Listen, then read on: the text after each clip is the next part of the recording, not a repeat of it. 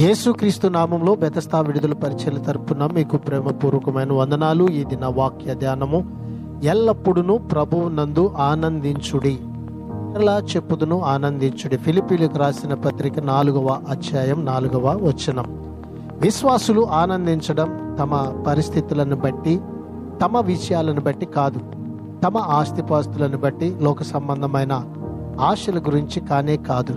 దేవుని ప్రజలైనటువంటి వారు ఎల్లప్పుడూ కూడా ప్రభునందు మాత్రమే ఆనందించాలి. ప్రార్థన.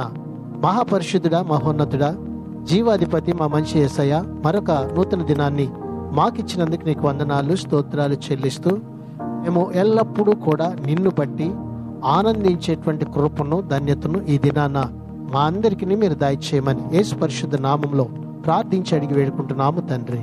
ఆమెన్.